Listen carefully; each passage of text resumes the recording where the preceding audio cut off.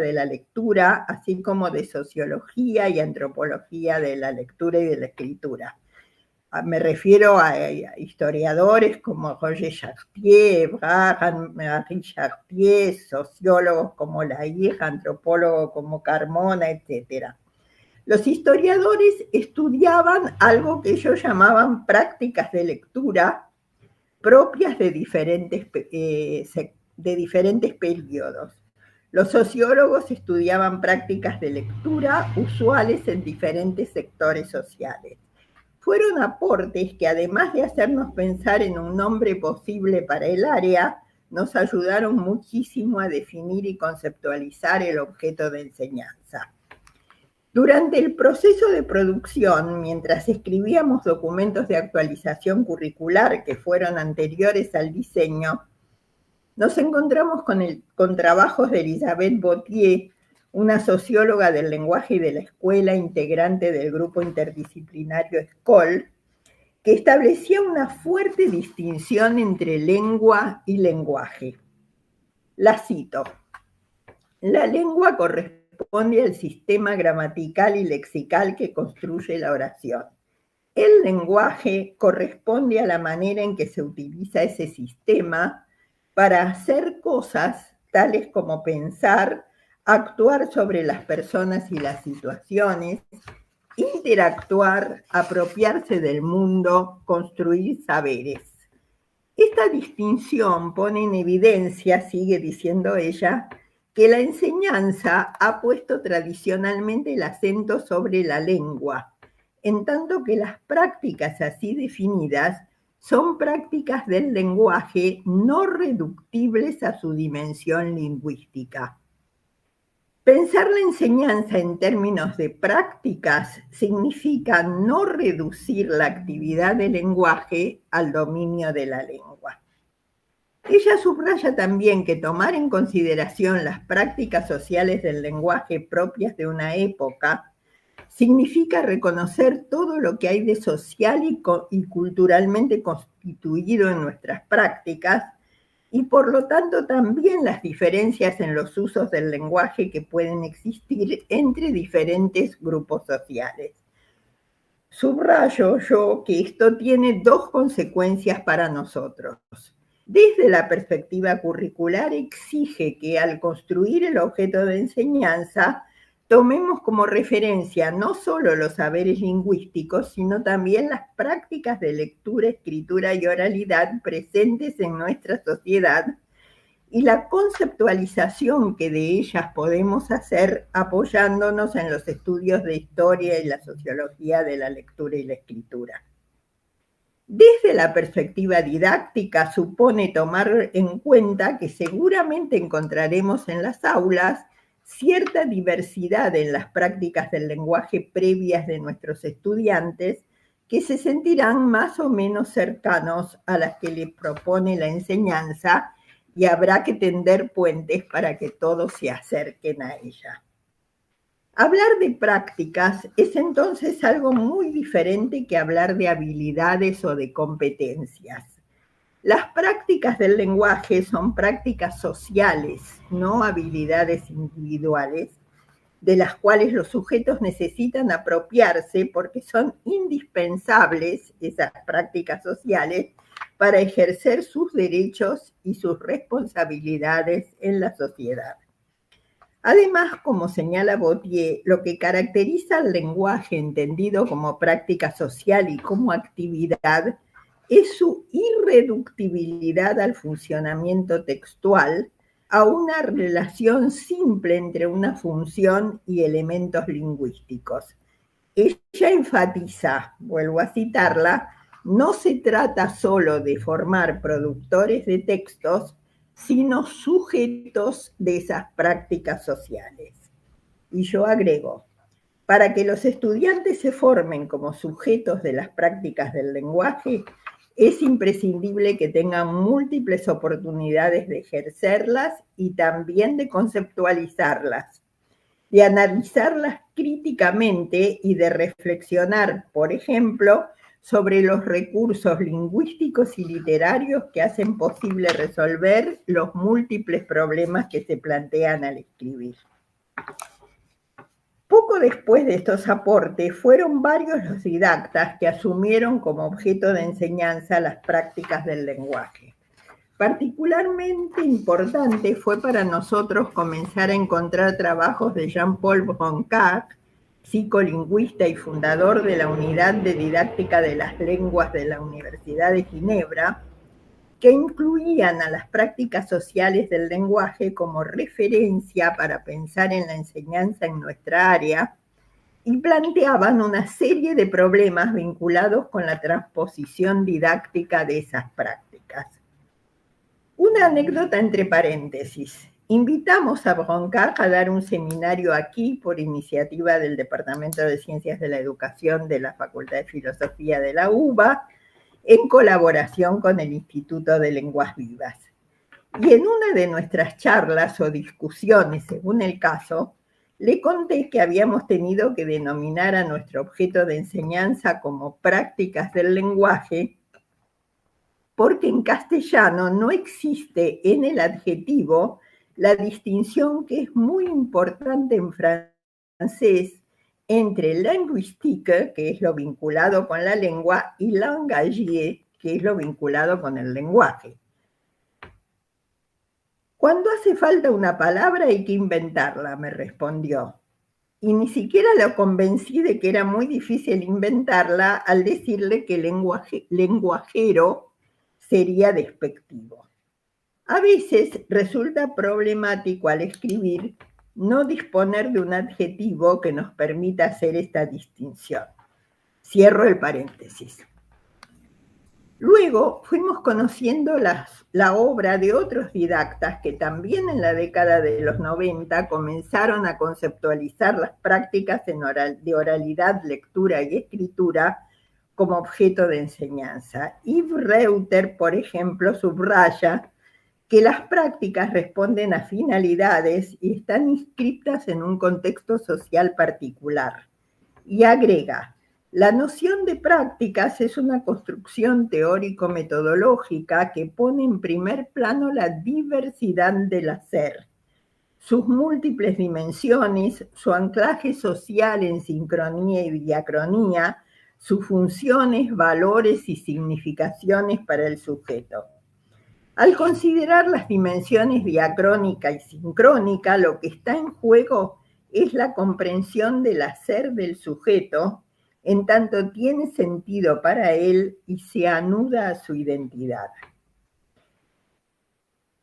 Sabemos que mucha investigación queda por hacer para tener un conocimiento confiable y riguroso de la lectura y la escritura como prácticas sociales. Sobre todo, es imprescindible profundizar el estudio de las transformaciones generadas en estas prácticas desde la difusión de las nuevas tecnologías de la información y la comunicación, transformaciones que la institución escolar debería tomar muy en cuenta.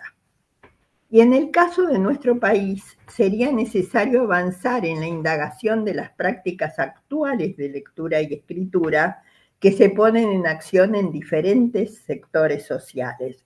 Estudios que en algunos países están muy avanzados gracias al trabajo de los sociólogos de la lectura y la escritura. Sin embargo, con lo que ya sabíamos en la década de los 90, fue posible definir como objeto de enseñanza las prácticas sociales de lectura y escritura y explicitar que esta definición supone poner en primer plano, ante todo, los propósitos o las razones que llevan a las personas a leer y escribir en diferentes situaciones, lo que implica sostener una vigilancia epistemológica, diría Chevalard, para intentar evitar que en la escuela la lectura y la escritura se separen demasiado de los propósitos que cumplen en la sociedad. En segundo lugar, implica tomar en cuenta las modalidades de lectura, es decir, las diferentes maneras de leer en función de los propósitos que se persiguen. Por ejemplo, lectura en diagonal del diario, lectura detenida y fuertemente acompañada por la escritura cuando se lee para aprender, etc. Forma parte también del objeto de enseñanza cuando se centra en las prácticas sociales de lectura y escritura, todo lo que hacen los lectores y escritores en el marco de las relaciones que se sostienen entre sí acerca de los textos.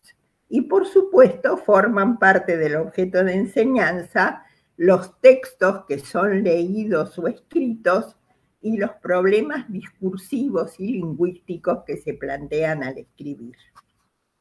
Además, ser practicante de la lectura y la escritura en el marco de una comunidad supone ir construyendo una textoteca personal, para decirlo con la hermosa expresión creada por Laura de Betach. Una textoteca que permita acceder a diferentes sectores de nuestras culturas escritas compartidas. Es por eso, entre otras razones, que resulta relevante seguir a un autor, seguir un género o un tema tratado por diferentes escritores desde diferentes géneros.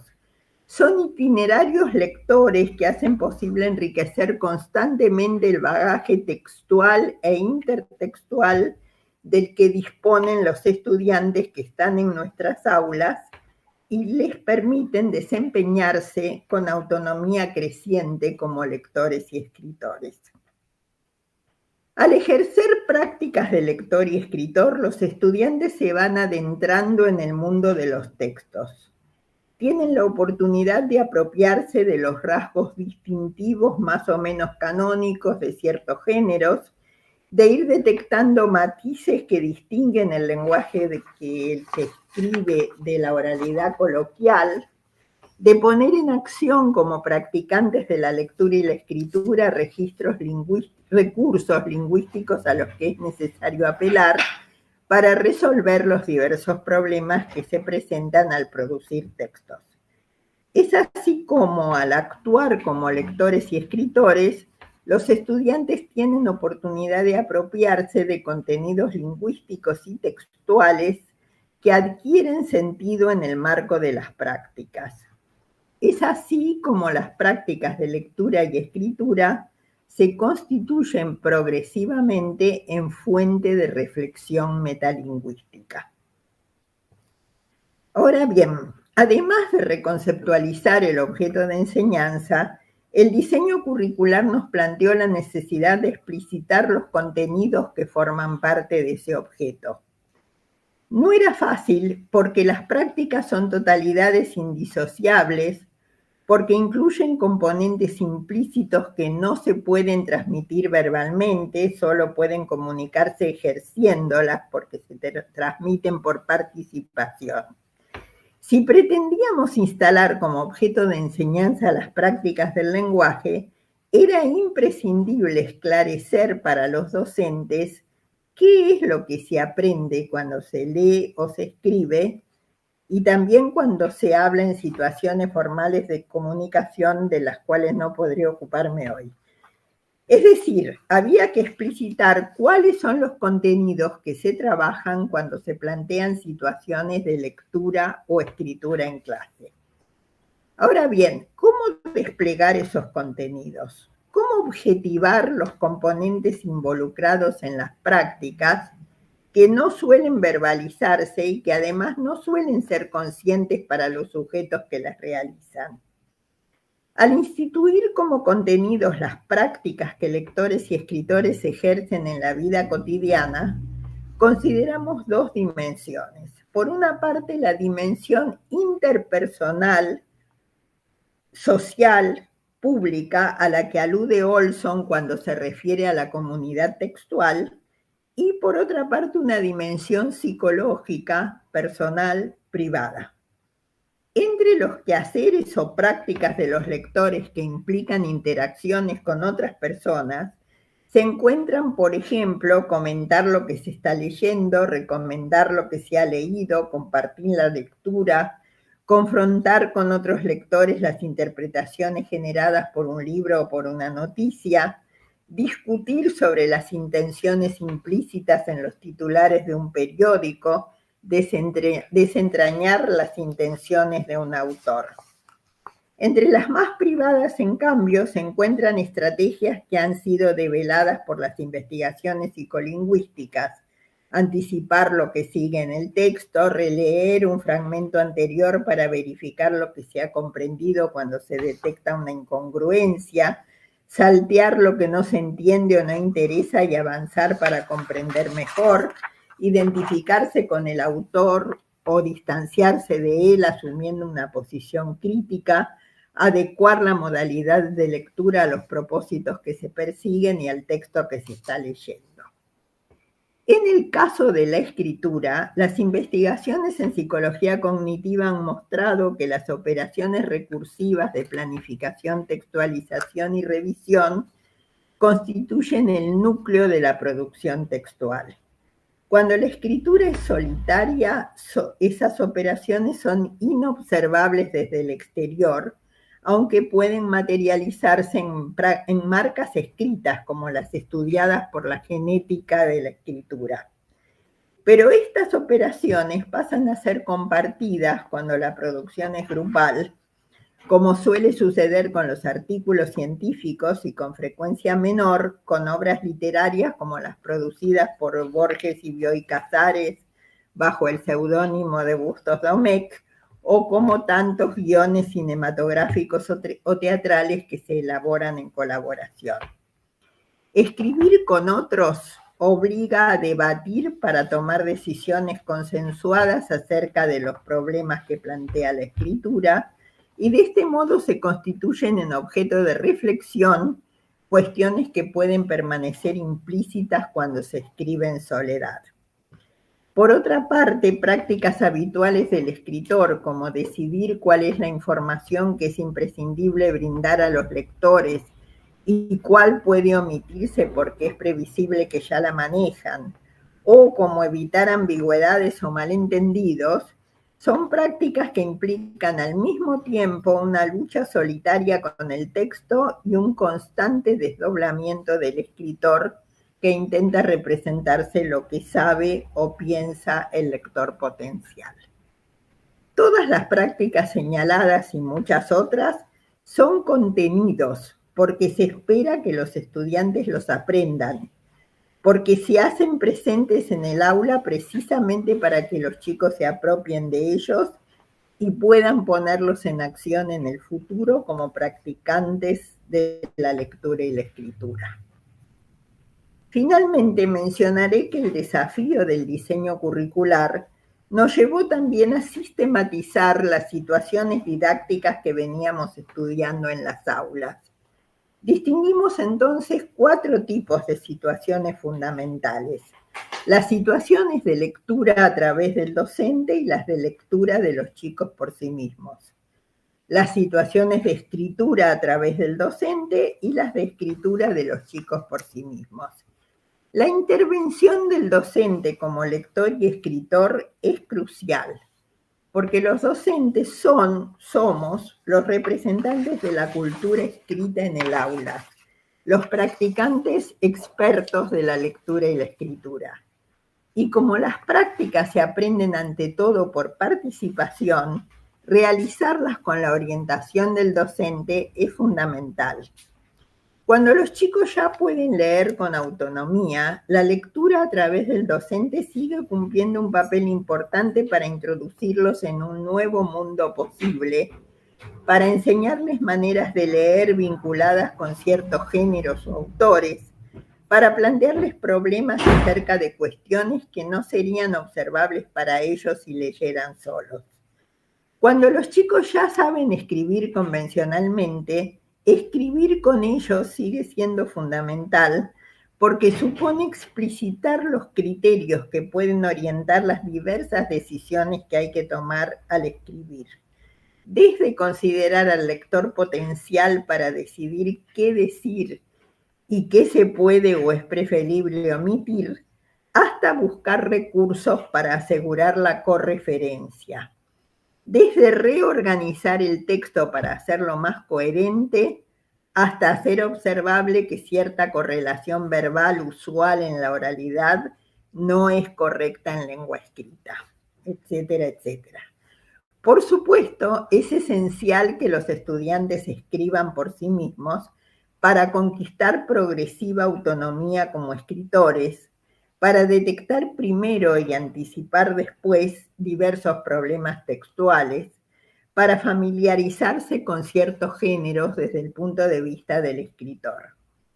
Escribiendo también se aprende a leer, porque quien enfrenta el desafío de producir un texto de cierto género tiene que desarmar los textos de ese género que ha leído o el texto que se le propone reescribir para entender cómo está hecho, cuáles son las estrategias que utilizó el autor para generar terror, suspenso o humor.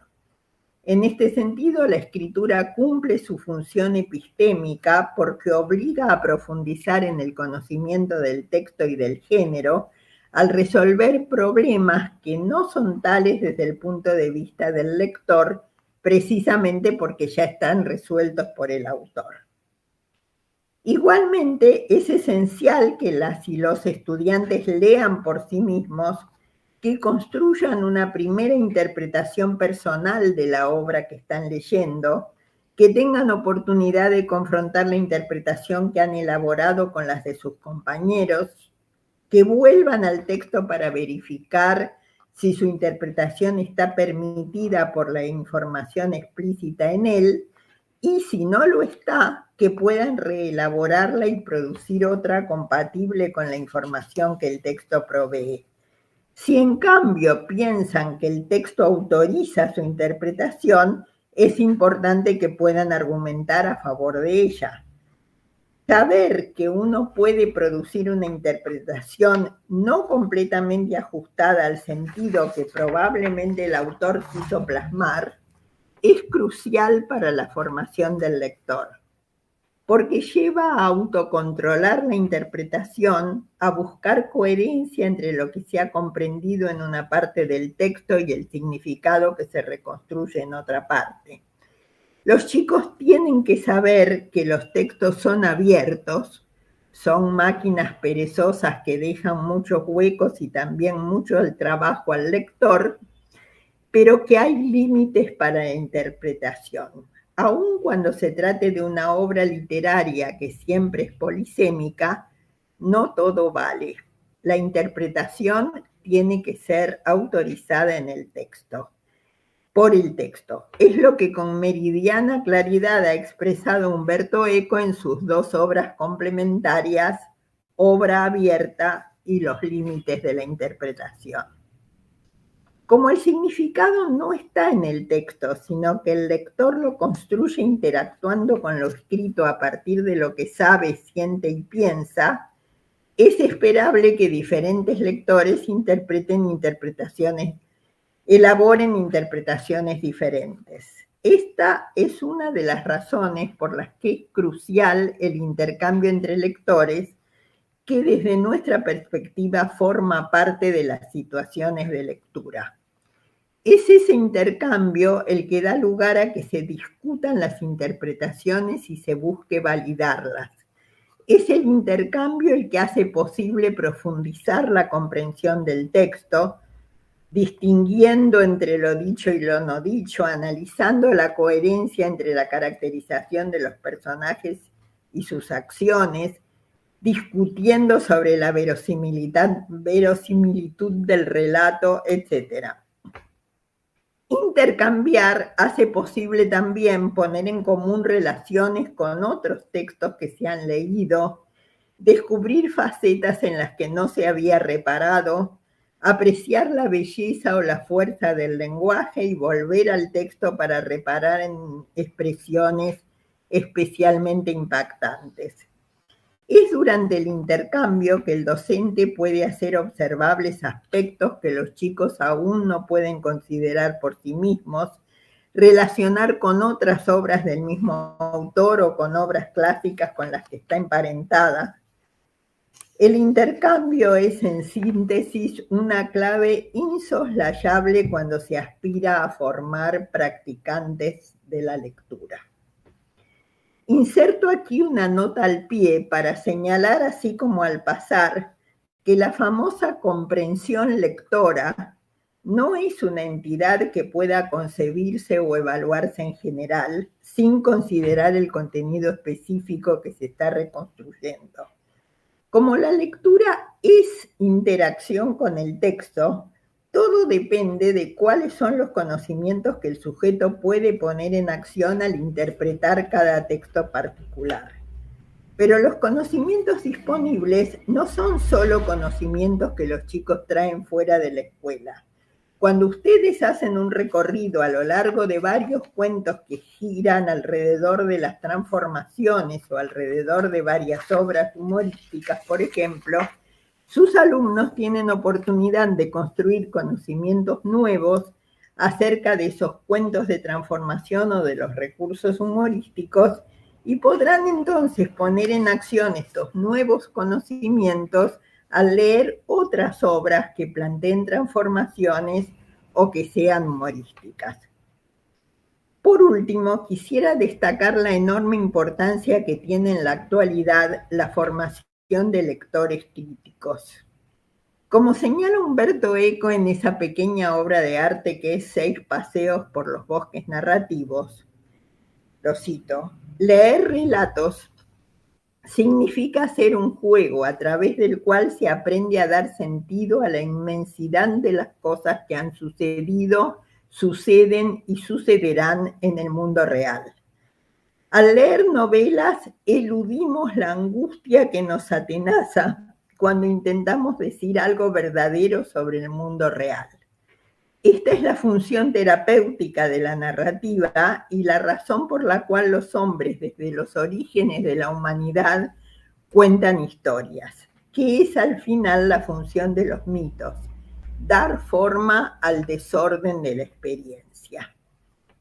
Y en otro lugar señala, más allá de otras importantísimas razones estéticas, pienso que nosotros leemos novelas porque nos dan la sensación confortable de vivir en un mundo donde la noción de verdad no puede ponerse en discusión, mientras que el mundo real parece ser un lugar mucho más insidioso. Los lectores pueden inferir de los textos lo que los textos no dicen explícitamente y la cooperación interpretativa se basa en ese principio. Pero no pueden hacer que los textos digan lo contrario de lo que han dicho.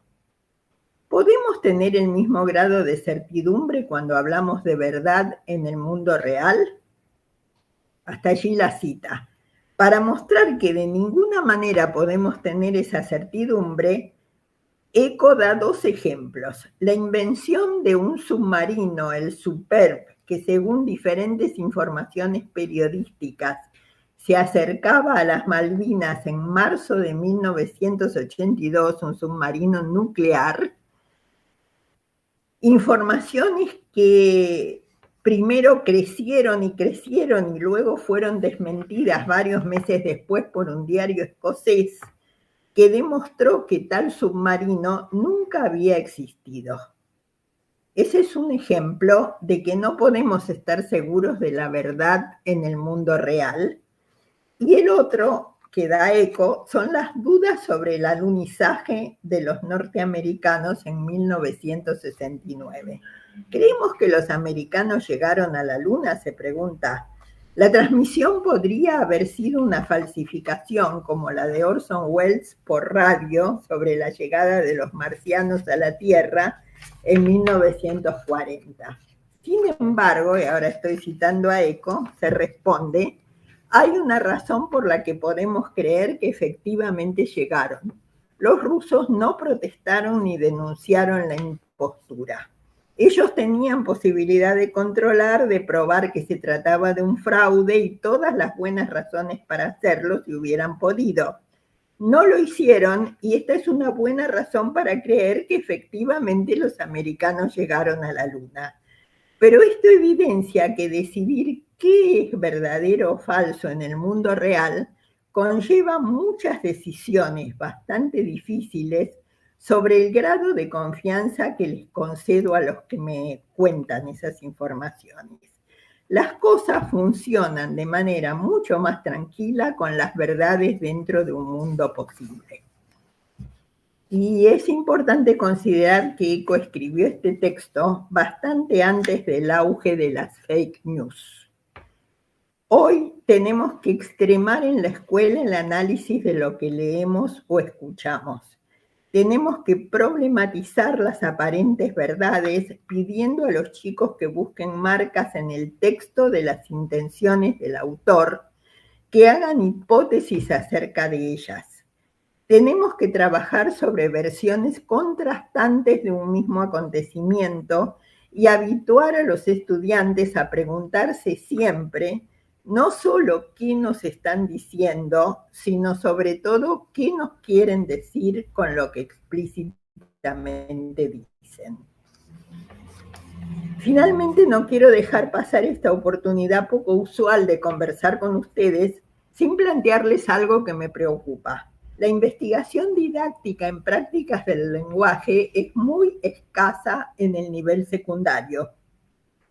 En rigor, solo conozco los trabajos de Anna Camps y su equipo en la Universidad de Barcelona, que se refieren a la escuela secundaria y que aportan muy interesantes resultados sobre escritura y proponen secuencias de trabajo que parecen ser muy productivas. Como tengo razones para sospechar que sí hay problemas en la enseñanza de las prácticas del lenguaje en secundaria, como los hay en primaria y hace mucho estamos investigando, me parece que sería importante convocar, alentar la investigación colaborativa con docentes para conocer mejor esos problemas y quizá aportar conocimientos que contribuyan a resolverlos. Nada más. Bueno, muchas gracias, Delia. Muchas gracias por tu intervención. Quería aprovechar la oportunidad para contar que nos acompañan compañeros y compañeras docentes de General Pueyrredón, de Florencio Varela, de La Plata, de Zárate, de Lomas de Zamora, de Tandil, de Moreno, de Pilar, seguramente de Ciudad de Buenos Aires también. Así que, bueno, personas de muchos lados de nuestra provincia. Te agradecemos mucho la intervención. Como para seguir, te hago dos preguntas, dos comentarios más, como para poder seguir pensando juntas. Pensábamos por qué de todas las prácticas del lenguaje, la oralidad sea tal vez la menos habitual de ser asumida como un objeto de enseñanza. Si por ahí podías pensar algo sobre la oralidad, compartir. Y también si podrías describir o explicar cuál es el vínculo específico entre el aula, ¿no?, como ese espacio de enseñanza, y las bibliotecas en la formación de lectores. A ver, en relación con la oralidad, yo no tengo mis dudas en el siguiente. Es verdad que está sobre todo mucho menos investigado ese tema. O sea, nosotros hemos hecho mucha investigación en didáctica de la lectura y la escritura, no hemos tomado como objeto de investigación la oralidad.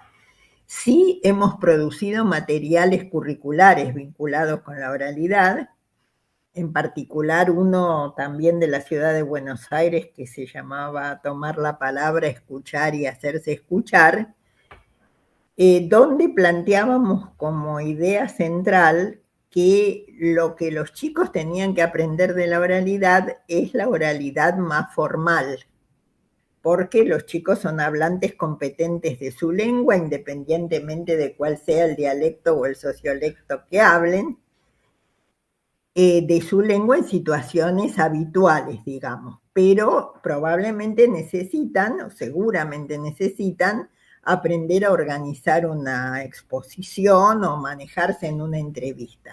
Entonces, lo que hemos trabajado tiene que ver con eso, o en un debate, sí, que es algo bien importante porque temas polémicos aparecen en todas las áreas y en la vida son constantes.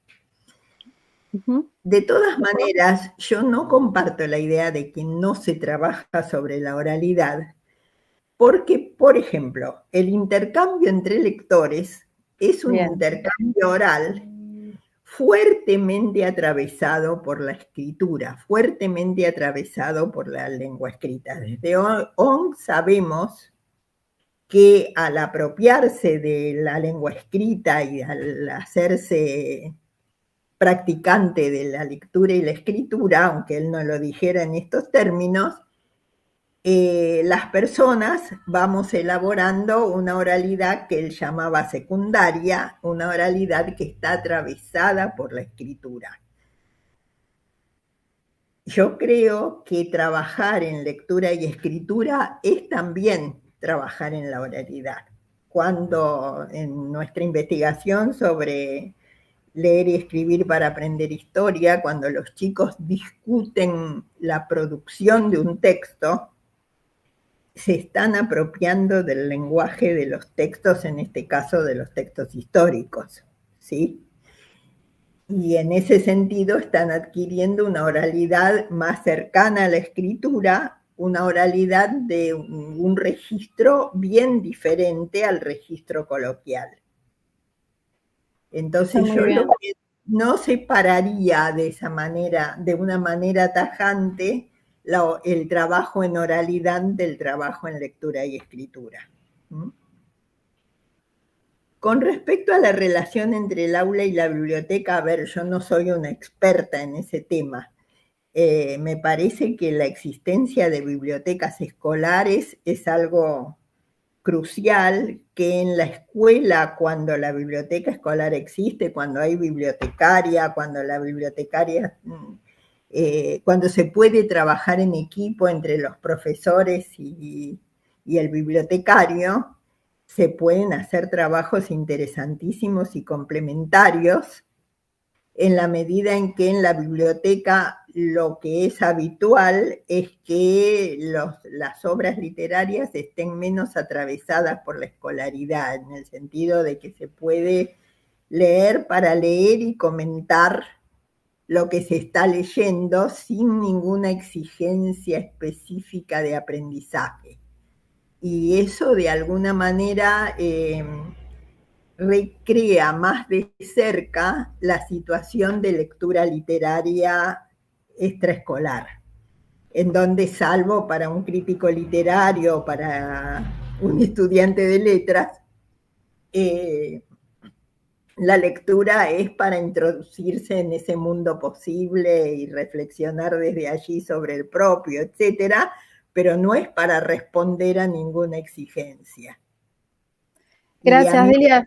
Muy, muy importante esa complementariedad. Gracias. Y te pregunto, para cerrar, si te parece, vos hablabas de las 4 situaciones didácticas, ¿no? Te quería preguntar de qué manera se podrían estas situaciones promover para justamente fomentar la autonomía de los estudiantes y de las estudiantes. ¿De qué manera se podrían promover? Se podrían articular, ¿no? Estas situaciones. Es imprescindible articularlas. A ver, no sé, uno trabaja en lectura a través del docente, que en realidad cuando los chicos ya pueden leer autónomamente, suele ser una lectura compartida entre el docente y los chicos. Puede leer el docente la primera parte para ayudarlos a ingresar en ese mundo diferente de los otros conocidos, y luego cederles la lectura a los chicos y hacer colectivamente el intercambio volviendo al texto y profundizando la interpretación. Y eso ayuda a favorecer la autonomía. Por otra parte, cuando leen por sí mismos, y luego dan cuenta de lo que entendieron al discutir con los demás en el intercambio, más allá de las pruebas, ¿no? Estoy hablando de las situaciones de enseñanza y aprendizaje. Los chicos se van haciendo responsables de lo que entienden. Y bueno, y responsabilidad y autonomía van muy juntas. Las situaciones la idea es que las situaciones de lectura y de escritura fuertemente orientadas por el docente, aportan a los chicos conocimientos que les permiten adquirir una autonomía creciente. Por ejemplo, en una situación de producción de texto a través del docente,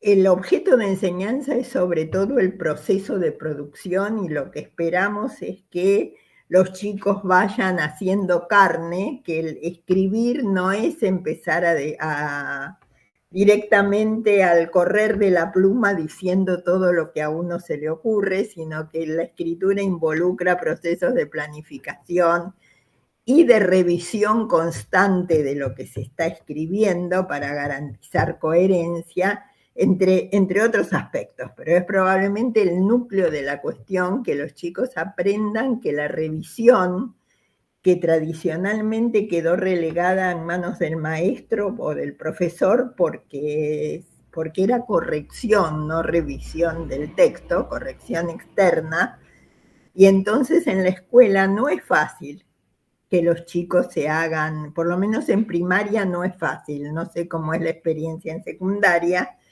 que los chicos se hagan cargo de que son ellos los que tienen que revisar, además de que hay que aprender a revisar, es decir, hay que hacer revisiones focalizadas para que los chicos entiendan cuáles son los aspectos que es necesario revisar. Hay que conectar las revisiones con situaciones de reflexión sobre el lenguaje en donde se sistematicen los recursos lingüísticos que permiten evitar ciertos errores en la escritura.